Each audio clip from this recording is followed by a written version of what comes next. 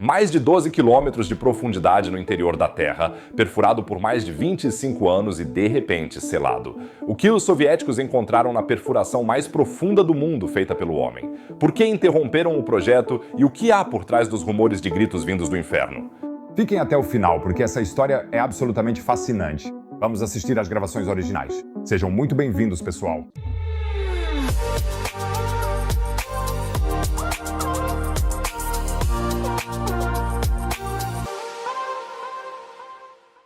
Uma corrida até o centro da Terra parece saída de um romance de Júlio Verne, mas foi realidade. Enquanto nos anos 60, os Saiba e a União Soviética disputavam a supremacia no espaço, acontecia ao mesmo tempo outra corrida, muito menos conhecida. Quem consegue chegar mais fundo ao interior da Terra? Escrevam aí nos comentários quem de vocês viveu essa época da Guerra Fria ou em que ano vocês nasceram. Eu ficaria muito interessado em saber, e caso vocês queiram ser sempre informados imediatamente sobre projetos científicos fascinantes, descobertas incríveis e os mistérios do nosso planeta, então já se inscrevam no canal agora. Assinar não custa nada. Assim vocês nunca mais vão perder um vídeo e ainda me ajudam imensamente. E quem já é inscrito, ajuda muito o vídeo deixando um like. Talvez a gente consiga bater 5.000 curtidas. Muito obrigado, pessoal!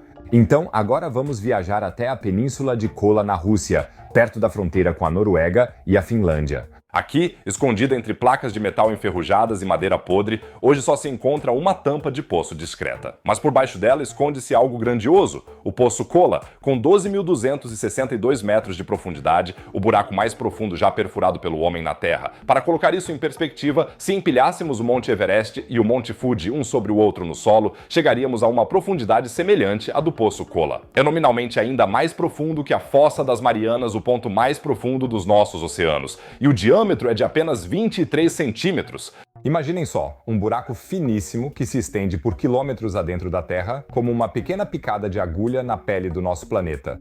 Eu pedi a uma IA para criar um vídeo da Terra reclamando que estamos perfurando-a e este foi o resultado.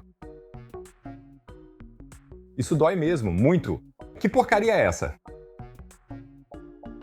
Estranho, mas enfim. Por que os soviéticos, em 1970, começaram a perfurar exatamente neste lugar? Do ponto de vista científico, a resposta é bastante simples. A Península de Kola oferece acesso direto às rochas mais antigas da Terra. Normalmente, as rochas antigas estão enterradas sob camadas de sedimentos mais recentes com quilômetros de espessura. Mas aqui, na Península de Kola, há rochas expostas com mais de 2 bilhões de anos. Para geólogos, é como um prêmio na loteria, a oportunidade perfeita de olhar profundamente para o passado do planeta. O projeto começou em maio de 1970 com objetivos ambiciosos. Os pesquisadores queriam perfurar pelo menos 15 quilômetros de profundidade e assim desvendar os segredos da crosta terrestre. Eles queriam entender como nosso planeta é estruturado, como os terremotos acontecem e se talvez exista vida lá embaixo. E o que eles encontraram superou todas as expectativas.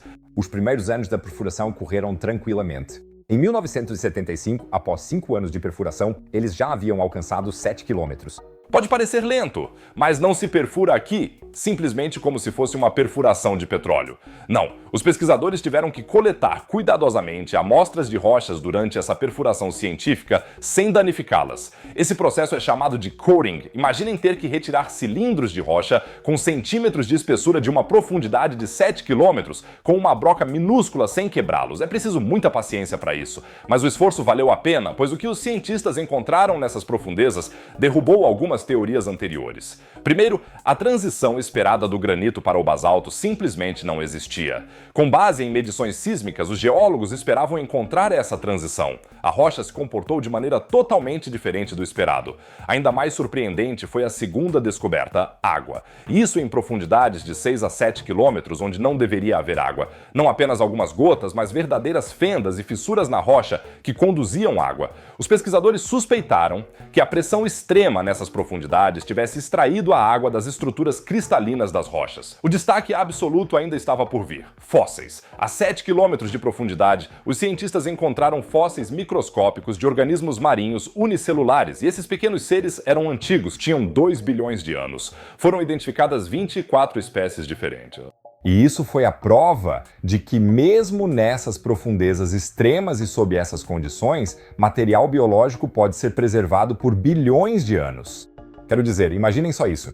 Organismos marinhos com bilhões de anos enterrados a quilômetros de profundidade sob a Terra? Vamos agradecer que eram apenas organismos marinhos e não um Balrog ou algo assim?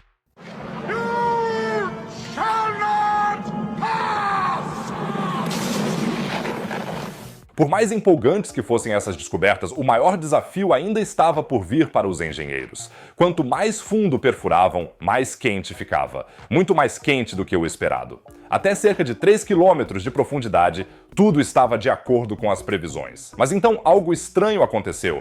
A 12 quilômetros de profundidade, eles mediram temperaturas de 180 graus Celsius, enquanto o calculado era apenas a metade disso. Por que isso era um problema?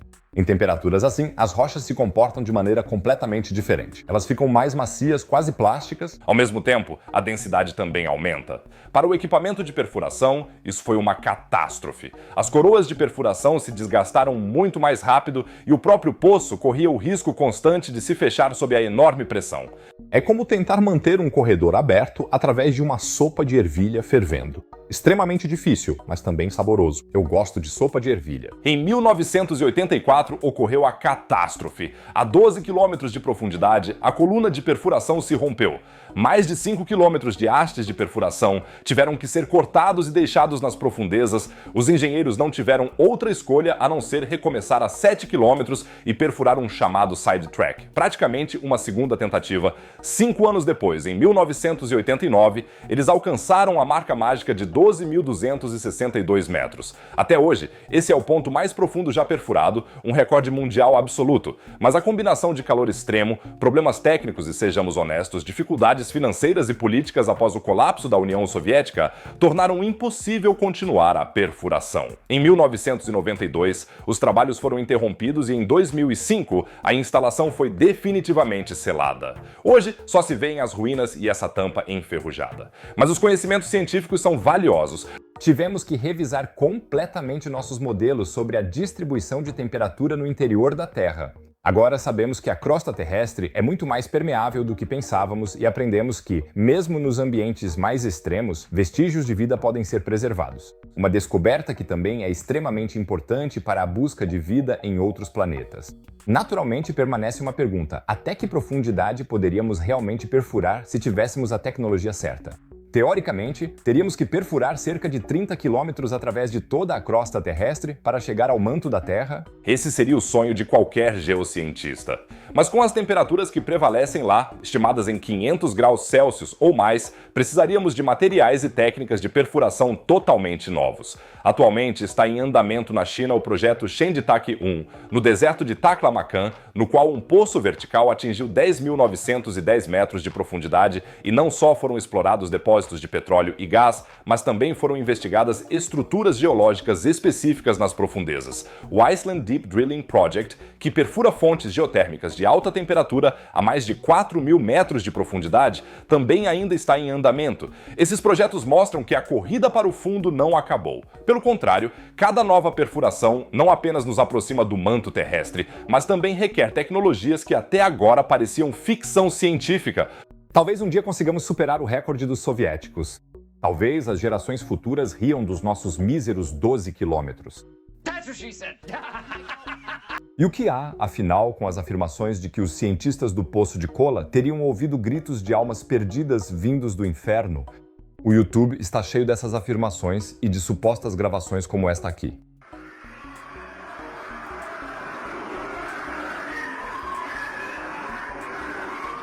Sobre todas essas gravações, pode-se dizer que seria um enredo interessante para um filme de terror, mas é completamente inventado e tirado do nada. Se algo como o Inferno de Dante realmente existisse, com certeza não estaria enterrado a alguns quilômetros sob nossos pés. Então, mesmo que seja divertido, não acredite nesses vídeos. O que resta, então? O Poço Super Profundo de Kola continua sendo um impressionante monumento à curiosidade humana e uma prova de que os mistérios do nosso próprio planeta são pelo menos tão fascinantes quanto as vastidões do espaço. Vou mantê-los informados sobre todos os próximos desenvolvimentos. Então, inscreva-se no canal agora e não se esqueça de deixar o like para que possamos bater os 5.000 likes. E por falar em espaço, algo incrível aconteceu com o visitante interestelar 3I Atlas. Ele não está mais sozinho e está sendo observado. O que está por trás disso? É um cometa, um asteroide ou algo completamente diferente? Você descobrirá no vídeo exibido no canto superior direito. Não deixe de assistir, é muito emocionante. No canto inferior direito, vocês encontrarão outro vídeo sobre ciência e espaço. Caso contrário, eu diria, nos vemos no próximo vídeo. Fiquem bem, pessoal.